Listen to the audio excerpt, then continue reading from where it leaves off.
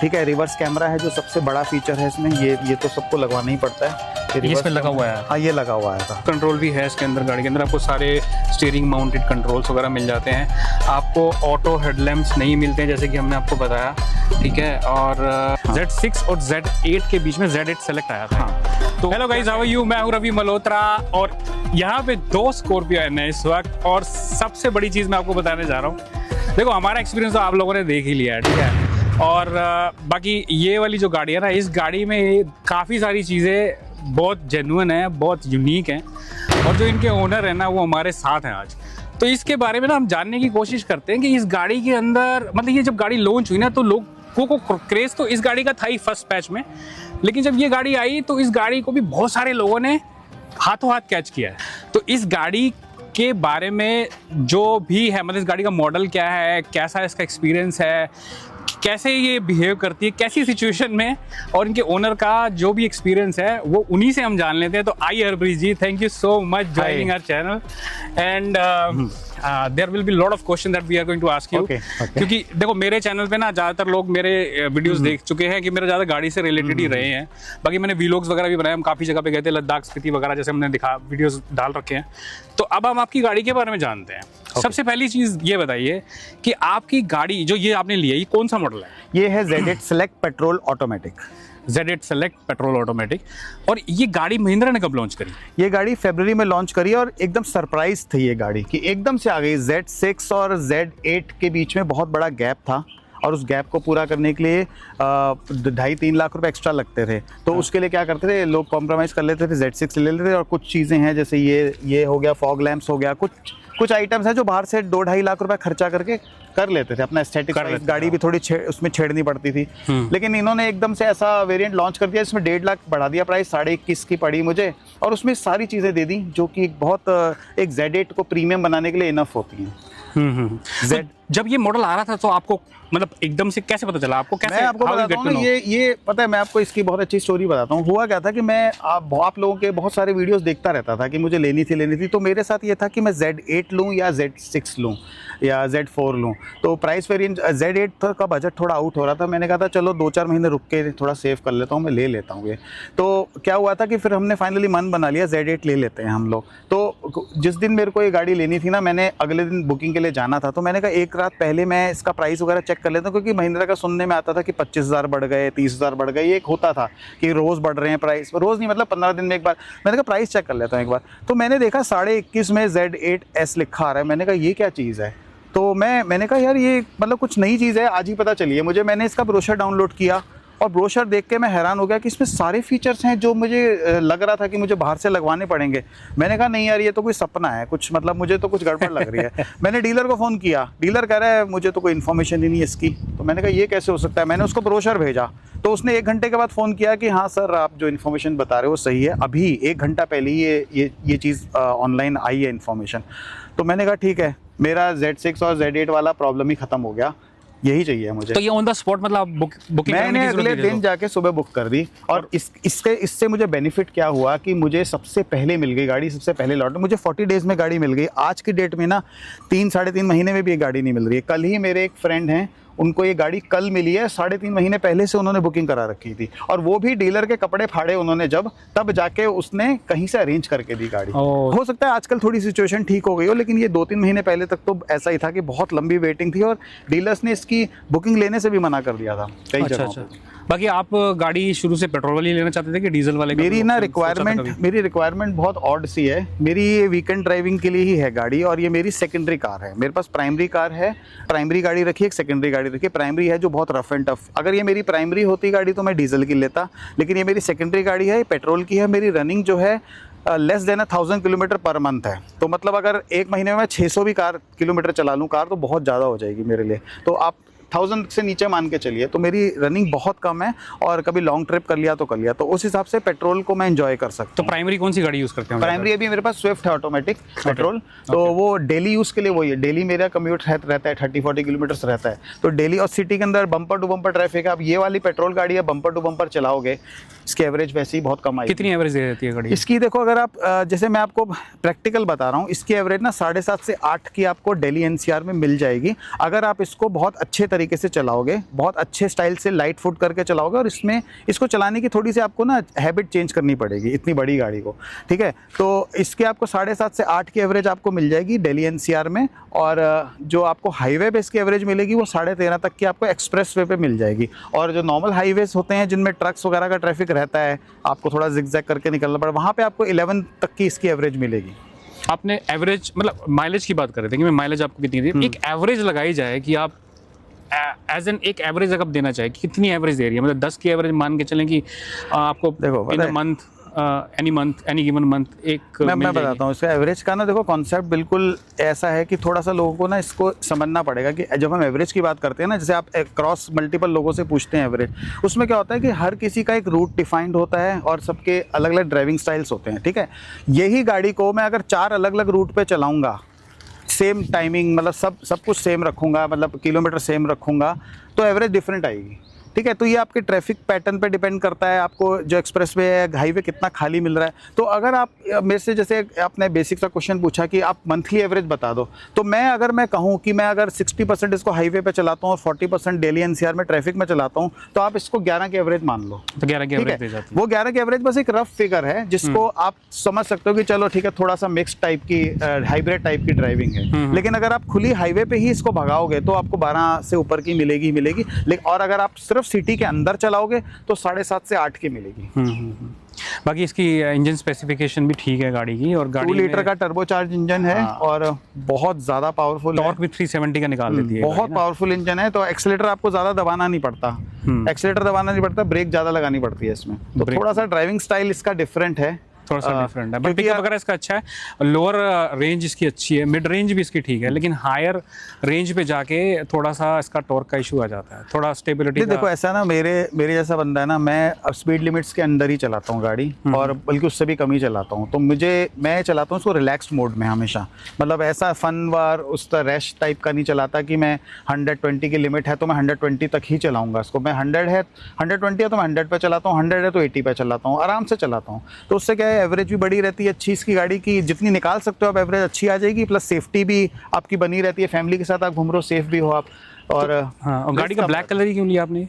ये midnight black है। Midnight black है, ये 3 कलर्स इन 1 है। हाँ, मतलब अलग अलग टाइम, हाँ अलग अलग टाइम, धूप में पर्पल हो जाएगी ये, और जो इवनिंग तक ये जो है आपको ब्लूइश दिखेगी, और रात को ब्लैक हो जाएगी। हाँ, तो रात के टाइम जब आप देखोगे ना, आप कोई बता ही नहीं सकता कि ये ब्लैक नहीं है। इनिशियली मिडनाइट ब्लैक नहीं आया था, ब्लैक आया था, ठीक है। अब ये मिडनाइट ब्लैक जो ये XUV 700 में इन्होंने दिया था, तो वो सेम टू सेम इसमें Z8 सेलेक्ट में इन्होंने Z8 सेलेक्ट में इन्होंने लॉन्च किया था। उनको लगा कि ये कलर पॉपुलर हो रहा है, तो उन्होंने Z8 पूरी रेंज में डाल दिया ये कलर।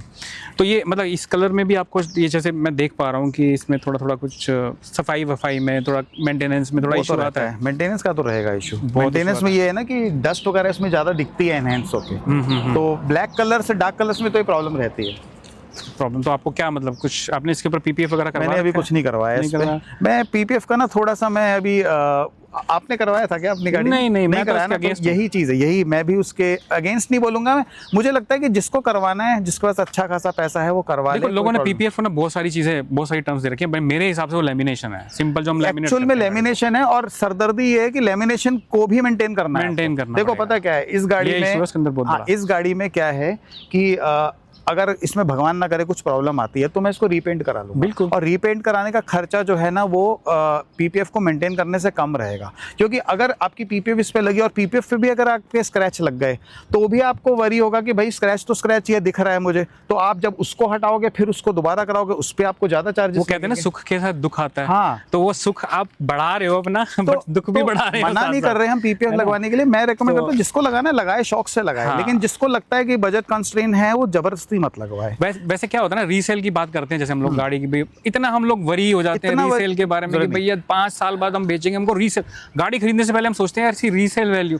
अरे यार भाई, मैंने कितनी गाड़ियां रखी हैं, जितनी जब जो भी गाड़ी ले लो, कितनी बढ़िया से बढ़िया गाड़ी ले लो, अच्छी रीसेल वैल्यू वाली भी गाड़ी ले लो, जब आप उसको 5, 6, 7 साल बाद बेचने जाओगे ना, तो आपको वो वैल्यू नहीं मिलती। वो कहने की बात है, वो मीटर पता नहीं क्या क्या लेके आएंगे, लगाएंगे यहाँ पे, वो 1000-1500 का नेगोशिएट करेंगे, 1000-1500 आपको नेगोशिएट कराने के चक्कर में लाख रुपए खरीदने की। तो ये Z8 सेलेक्ट में और Z8 में जैसे कि हम बात कर रहे थे पहले कि क्या क्या इसके अंदर मतलब डिफरेंस है, क्या चीज़ें जो एक्स्ट्रा मिल जाती है Z6 और Z8 सेलेक्ट, मतलब ये बीच का वेरिएंट है ना। हाँ। Z6 और Z8 के बीच में Z8 सेलेक्ट आया था। हाँ।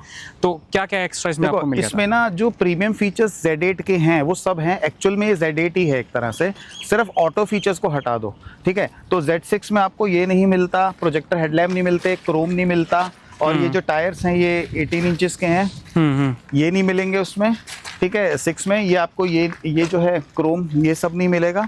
उसके अलावा जो आपकी जो इंटीरियर है, ये सारा का सारा जो इंटीरियर है ये सारा लेदराइट का है। ये सब आपको जो है Z8 सेलेक्ट में मिल जाएगा। जो Z8 वाली चीज़ें हैं सारी इनहेरिटेड है इसमें, ठीक है। तो ये सब चीज़ें हैं जो लोग एक्स्ट्रा करवाते हैं इस पर। अच्छा, ठीक है। और कुछ ये हो क्रोम नहीं मिलेगा आपको हैंडल्स के ऊपर? हाँ हाँ, पीछे का भी आप ये कर सकते हो। ये आपको ये जो पीछे का है ना ये क्रोम, ये जो क्रोम नहीं मिलता, ये क्रोम है, और नीचे वाला भी जो है स्किड प्लेट, ये सब भी इस कलर की आ गई आपकी, ठीक है। रिवर्स कैमरा है जो सबसे बड़ा फीचर है इसमें, ये तो सबको लगवाना ही पड़ता है। ये रिवर्स इसमें लगा हुआ है? हाँ, ये लगा हुआ आया था। फ्रंट कैमरा इसमें? फ्रंट कैमरा नहीं है, वो तो एल में ही आता है, सिर्फ एल में ही है, ठीक है। तो ये सब इसमें चीज़ें हैं। ये क्रोम इसमें लगा हुआ है? क्रोम लगा हुआ है, तो यही चीज़ तो है ना जो Z6 से लेके सबसे पहले ये लगाना, हाँ। फिर से सीट चेंज कराना, और फिर सबसे ज़्यादा वो इम्पोर्टेंट है डे रनिंग लाइट, वो करवाना। तो ये सब। तो जब आपने मतलब ये गाड़ी को लेने का प्लान बना रहे थे आप, मतलब कोई भी गाड़ी लेने का प्लान करा, आपकी सेकेंडरी गाड़ी आपने जैसे बोला था, आप उसकी प्लान बना रहे थे, तो आपके जहन में कौन कौन सी गाड़ियाँ और आई, मतलब कौन कौन सी आपने किसके साथ इसको कंपेयर करा, और क्या सोचा, और क्यों वो वाली गाड़ियाँ नहीं ली और ये गाड़ी क्यों? राइट, ये आपने बहुत अच्छा क्वेश्चन पूछा है। देखो, गाड़ी का ना एक इमोशन होता है, ठीक है। एक तो होती है टेक्निकल स्पेसिफिकेशंस, एक होता है आपकी नॉलेज, और एक होता है इमोशंस, ठीक है। इस गाड़ी के साथ इमोशंस का ही सारा खेल है, ठीक है। टेक्निकली मुझे पता है कि कौन कौन सी गाड़ियाँ सूट करती हैं, मुझे कौन कौन सी लेनी चाहिए, मुझे टेक्निकल नॉलेज भी है, फाइनेंशियली भी सारा पता है क्या ले सकते हैं क्या नहीं ले सकते। इस गाड़ी की जब बात आती है ना, ये एक इमोशन है, मेरा बहुत सालों से ड्रीम था इस गाड़ी को लेना। और दूसरी चीज़ ये है कि इसके टक्कर की कोई गाड़ी और अवेलेबल है ही नहीं प्राइस रेंज के अंदर। इसमें जो फीचर्स हैं आपको बताता हूँ, जो कोर फीचर्स हैं जिसके लिए गाड़ी लोग लेते हैं, वो है इसकी लेदर फ्रेम चेसी, इसकी रियर व्हील ड्राइव, और 2 लीटर का इंजन, जो इसको बहुत ज़्यादा केपेबल बना देता है, ठीक है। तो ये चीज़ें जो हैं आपको 20-22 लाख में कोई भी नहीं देगा आपकी, और वो भी मुझे पेट्रोल में चाहिए थी, ऑटोमेटिक में। तो आपको ये गाड़ियाँ कहीं और अवेलेबल नहीं है। जीप कंपास मैंने देखी थी, वो 26 लाख तक की पड़ रही थी, लेकिन उसका एक्चुअली ऑन रोड आते आते उसमें इधर उधर के काम करा के वो 30 लाख की पड़ रही थी। तो वो मैंने सोचा कि वो तो वर्थ ही नहीं है लेना। दूसरी फिर MG हेक्टर थी, वो मुझे पसंद थी। MG हेक्टर में प्रॉब्लम एक ही थी कि 1.5 लीटर की थी। अगर लेदर फ्रेम को मैं कॉम्प्रोमाइज़ कर भी लूँ, रियर व्हील ड्राइव को भी, लेकिन इंजन पे मैं कॉम्प्रोमाइज़ नहीं कर सकता, क्योंकि मैं बहुत टाइम से गाड़ियाँ चला रहा हूँ जिसमें मुझे ये पता है कि बड़े इंजन्स वाली कार्स जो होती हैं ना, वो आपको हमेशा मतलब हैप्पी रखेंगी किसी भी सिचुएशन में। लेकिन जो 1.5 लीटर वाली होती है ना, वो आपको सिटी में हैप्पी रखेंगी, लेकिन हाईवेज़ और जब हिल्स पे आप जाओगे ना, वहाँ पे आपको थोड़ा सा उसमें लैग मिलेगा। जब आपके पैसेंजर्स ज़्यादा होंगे तो वहाँ थोड़ा सा आपको उसमें प्रॉब्लम रहेगा। तो आपने उनकी टेस्ट ड्राइव वगैरह की थी किसी की, अल्काज़र वगैरह? मैंने हाँ करी थी, अल्काज़र वगैरह सबकी करी। अल्काज़र में भी यही था कि वो एक तो, अब अल्काज़र भी अगर मैं 22 लाख की, अगर 23 लाख की मैं ले रहा हूँ, तो फिर ये तो फिर एक ट्रक है ना पूरा उसके सामने। तो थोड़ा सा फ़र्क इसका तो एक तो ये है, एक तो मस्कुलर लुक है इसकी, प्लस एक अलग रोब है इसका, तो एक ये चीज़ ही अलग है। तो मतलब आपने मतलब सारे ऑप्शंस छोड़े, आपने कहा मैं लूंगा तो बस हाँ, यही गाड़ी क्योंकि उसमें मैंने आपको बताया ना, टेक्निकली भी हर चीज़ फिट बैटरी थी, बजट में भी फिट बैटरी थी, और साथ में वो जो मेरा इमोशन है वो भी जुड़ा हुआ है। तो मेरी तीनों चीज़ें मैच कर रही हैं। या तो मैं कहूँ ना कि इमोशंस है, टेक्निकल इसमें वो चीज़ें, जैसे MG हेक्टर में 1.5 है, वो टेक्निकली मेरी आउट हो रही है, बिल्कुल हो रही है, ठीक है। लेकिन वो डिज़ाइन मुझे पसंद है, डिज़ाइन पसंद है, लेकिन इसकी बात अलग है। और 7 सीटर ही क्यों? आपके घर में कितने मेंबर्स हैं? 7 सीटर इसलिए ली क्योंकि मेरे को ज़्यादा की ही रिक्वायरमेंट थी। मतलब मेरे साथ ऐसा है ना, जैसे अभी 4 मेंबर्स हैं मेरे घर में, लेकिन कभी कभी क्या होता है ना, आपके घर में कोई गेस्ट आ जाते हैं, अपनी गाड़ी में आए थे, हम कहते हैं चलो यार एक ही गाड़ी में निकलते हैं सारे।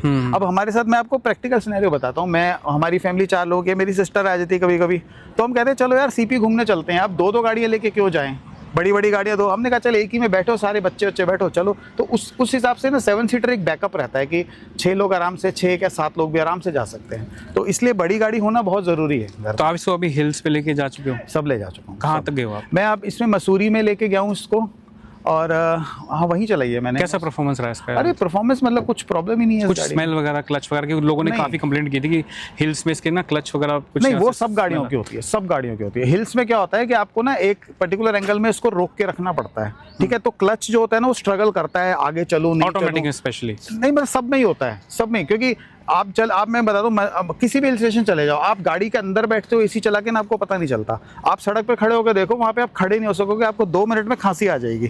क्योंकि वहाँ पे क्या होता है, गाड़ियाँ जैसे खड़ी रहती है ना, वो क्लच छोड़ती हैं, एक्सीलेटर दबाती हैं, तो उसमें ना क्लच प्लेट बहुत घिसती है उनकी, तो उसमें कार्बन बहुत रिलीज होता है। तो वो तो एक मैकेनिकल चीज़ है, वो चाहे ऑटोमेटिक हो चाहे आपकी मैनुअल हो, वो दोनों में होगा। नहीं, एक तो आपने बोला ना, एक तो चलो ठीक है एक मैकेनिकल चीज, लेकिन कईयों में कुछ ज्यादा एक्सेसिव हो जाता है ना। हाँ, तो इसका मैं बताता हूँ, वो ऐसा हो रहा था, काफी लोगों ने कंप्लेंट की। बाहर तो देखो स्मेल रहती है, तो जायज ही है कि आप ऊपर ऐसे हो, गाड़ी स्ट्रगल तो कर ही रही है, एक तो वहाँ पे ऑक्सीजन भी कम है, ठीक है, और आप स्लोप में खड़े हुए हो स्पेशली, है ना, तो वो तो रहेगा। लेकिन कई लोगों ने ऐसी कंप्लेंट की है जो XUV 700 भी यूज कर रहे थे, ऑटोमेटिक में ऊपर जाने के बाद काफी एक्स्ट्रा कुछ जलने की स्मेल आने लग जाती है गाड़ी के अंदर। ऐसा आपको कभी ऐसा लगा कि कुछ ऐसा कभी नहीं इसके हुआ, अंदर ऐसा था? कभी नहीं। वो शायद उस केस में हो सकता है कि बहुत देर तक अगर गाड़ी उनकी उस पोजीशन पे रही है जहाँ पे ट्रैफिक मूव ही नहीं कर रहा और उनको बस वो 1-2 फुट खिसकानी पड़ रही है गाड़ी, वहाँ पे हो सकता है प्रॉब्लम है, मतलब वो फिर सब गाड़ियों में होगी। इसमें क्योंकि ऑटोमेटिक है तो इसका इंजन ऑलरेडी ऑप्टिमाइज्ड है बहुत, तो मैंने इसको हाईवे पे और सिटी में हर जगह पे चला के देखा है, तो इंजन जो है अपने आप जितनी पावर लेनी है वो अपने आप लेता है। तो आप एक्सीलेटर कैसे भी दबाओ, ये अपने आप ऑप्टिमाइज कर लेगा। इसमें हिल डिसेंट कंट्रोल है गाड़ी में? हाँ, इसमें सब है, आपने यूज किया? हिल डिसेंट है, सब है। कुछ आवाज आती है? आवाज़ जो इसकी आती है ना, वो क्लच प्लेट्स की आती है, वो सब में कॉमन है।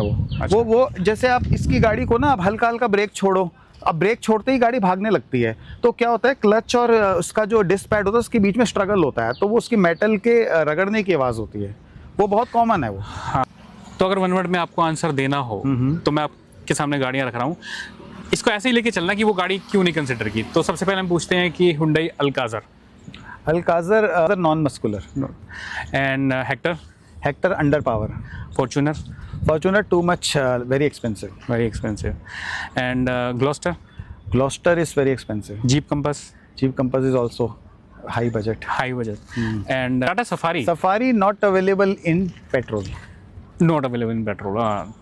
और अब आप इसको देना चाहो कोई एक वर्ड स्पेसिफिक, कोई बहुत बढ़िया चीज कुछ, इसको एक वर्ड, ये हमारा बीस्ट है। मैं इसको बिग डैडी बोलूंगा। Really it's a big daddy. इसके एक्चुअली एक नहीं, बहुत सारे वर्ड हैं, इसको बीस्ट बोलो, ट्रक बोलो, जहाज बोलो, ये सब कुछ है हमारा। हाँ, इसमें स्पेस भी है, ऑल इन वन। कि यही गाड़ी अगर किसी और ब्रांड की होती ना, टोयोटा वगैरह की, ये आपको 35-40 लाख में मिलती, तब भी आप बहुत खुशी खुशी लेते। बिल्कुल लेते जी, ये तो अपना इंडिया में सही नॉमिनल प्राइस में मिल रहा है। और सोचो ना 4x4 हमको मिल गया भैया 25-26 लाख में। इससे हमने हम सोच रहे थे फॉर्च्यूनर ही लेनी पड़ेगी, या डस्टर में एक आता था बट वो अंडर पावर था 1.5 में, बट वो बंद हो गई थी उस वक्त। हाँ, फिर अब राइट। तो ये जो चीज आई है, ये तो भैया वन ऑफ इट्स काइंड है, बिग डैडी है, हर चीज है वन ऑफ इट्स काइंड। और पता है, ये आपको मैं एक चीज़ और बताता हूँ कि हमारे इंडियन में ना थोड़ा सा माइंडसेट हमें ऐसा बना दिया गया है मैन्युफैक्चरर्स ने, कि वो हमें 1.5 दिखा के एसयूवी बताते रहते हैं, ठीक है। अमेरिका में आप जाओगे ना, वहाँ पे 3.5, 4.5, 5.5 लीटर की एसयूवीज होती हैं, ठीक है। और वही हैं जो एक्चुअल, आप लैंड क्रूजर देख लो 5.5, 6 लीटर की, ये एक्चुअल एसयूवी वो होती हैं, ठीक है। अब आप मजाक करके हमें 1.5 की अगर आप कह रहे हो कि एसयूवी है और फिर उसमें कोई कैपेबिलिटी नहीं है, तो वो एसयूवी नहीं है, वो कॉम्पैक्ट एसयूवी भी नाम रखना उसका सही नहीं है, क्योंकि अब तो एक्सप्रेसो को भी बोलते हैं एसयूवी, ठीक है। तो ये ना मतलब एक होता है कि मतलब इंडियंस हैं, कुछ भी बता दो इनको, वो खुशी खुशी एक्सेप्ट कर लेंगे, ये चीज़ गलत है। एसयूवी में देखो, एसयूवी में आपकी ग्राउंड क्लियरेंस ज्यादा होनी चाहिए, रियर व्हील ड्राइव होना चाहिए, ऑफ कोर्स, बिल्कुल लेदर फ्रेम होना चाहिए, रियर व्हील तो है ही, प्लस 4x4 का ऑप्शनल होता है, वो ऑप्शनल होता है, ठीक है। ऑटो हेडलैम्प्स नहीं है, ऑटो वाइपर नहीं है, और ये जो डुअल क्लाइमेट कंट्रोल नहीं है इसमें, और ORVM फोल्डेबल नहीं है। तो गाड़ी को चला के देखते हैं। हमने अभी रिसेंटली थार रॉक्स चलाई है 4x4 ऑटोमेटिक डीजल में, ठीक है। उसका हमारे पास अभी एक्सपीरियंस है कि कैसा वो बिहेव कर रही थी, तो उसको इसके साथ कंपेयर करने की कोशिश करेंगे, क्योंकि ऑलमोस्ट जो वेट है और जो विड्थ है, क्योंकि इसी प्लेटफॉर्म पे थार रॉक्स भी बनी है, तो ऑलमोस्ट सेम है। तो इसको चला के देखते हैं और फिर आपको आपके साथ शेयर करते हैं कि इस गाड़ी को चलाने में क्या हमको एक्सपीरियंस होता है, ठीक है। चलो, इस गाड़ी के अंदर ना की मिलती है, क्योंकि इसके अंदर पुश बटन स्टार्ट नहीं है, तो अपन लोग की लगाएंगे इसके अंदर। ब्रेक दबाया, पहले स्टार्ट कर लेते हैं।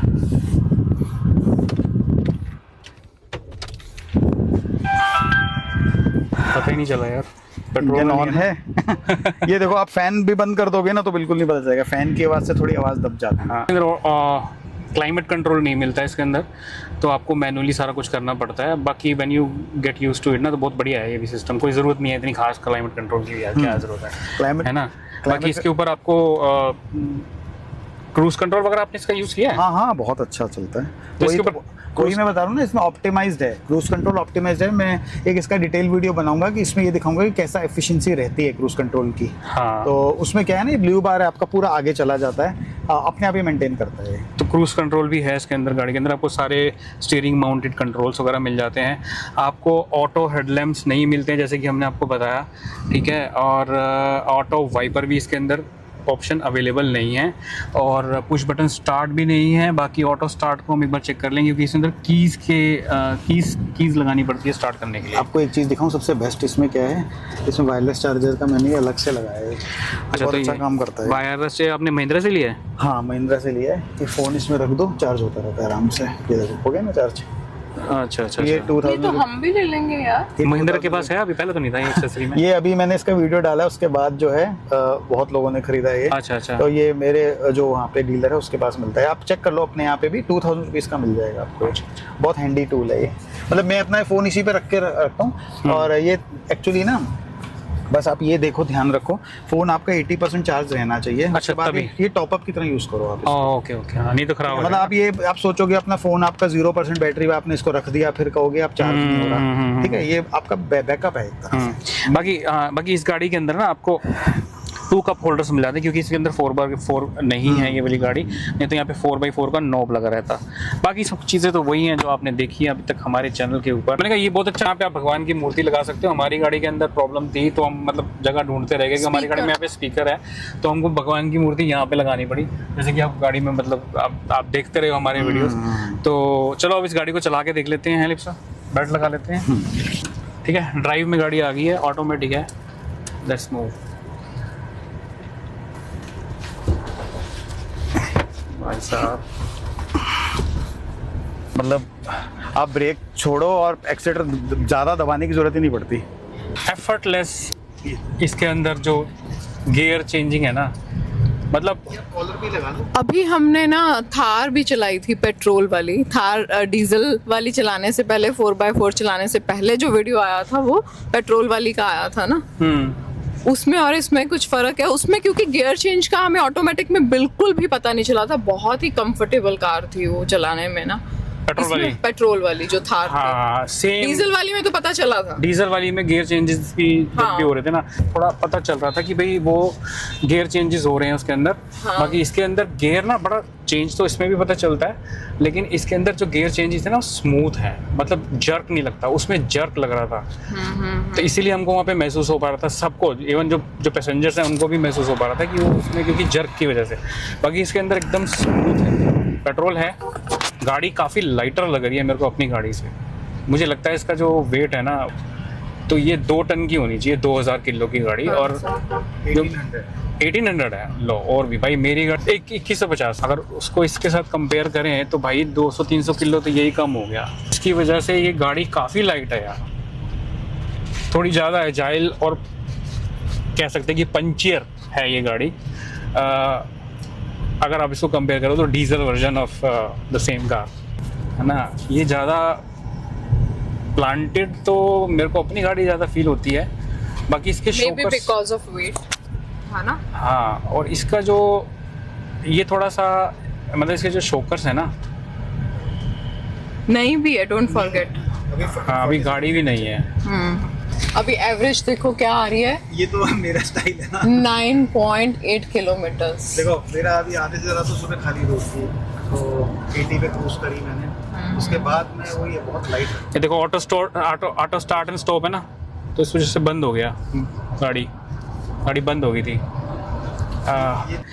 तो गाड़ी अगर आपका लेने का प्लान है और आप कंफ्यूज हैं कि गाड़ी हम Z8L टॉप मॉडल लें या फिर Z6 लें, और फीचर्स हम बाहर से जाके कहीं पे इसको जो फीचर्स वगैरह हैं उसको लगवाएं, बाकी की चीज़ें जैसे लाइट्स वगैरह हो गई, जैसे फॉग लैंप्स वगैरह हो गया, क्रोम, हाँ, या ये क्रोम वगैरह हो गया। अगर आपको ऐसी फिनिशिंग वगैरह करवानी है बाहर से, आप सोच रहे हैं, कंफ्यूज हैं कि कंपनी से करवाएंगे बाहर से करवाएं, या कोई इलेक्ट्रॉनिक पार्ट इसमें डलवाना है जो डला हुआ आ रहा है, जैसे कि फॉग लैंप्स हैं, जैसे इसमें कंपनी की तरफ से अब लगे हुए आ रहे हैं, सनरूफ भी है, सनरूफ भी इसके अंदर आ रहा है। तो आप इस वाले मॉडल को जो ये Z8 सेलेक्ट है, आप इसको कंसिडर कर सकते हैं और बिंदास जाइए खरीद लीजिए, क्योंकि बेस्ट सेलिंग आज की डेट में भी स्कॉर्पियो एन ही है, ठीक है। 13,000 14,000 यूनिट्स ऑलमोस्ट बिक जाती हैं पर मंथ बेसिस पे, तो रीसेल भी इसकी अच्छी रहने वाली है। बाकी आपको बता दिया कि ये बिग डैडी है, आपको मैं अच्छे वर्ड्स भी दे दिए कि और गाड़ियाँ क्यों नहीं कंसिडर करनी चाहिए और क्यों इसको कंसिडर करना चाहिए।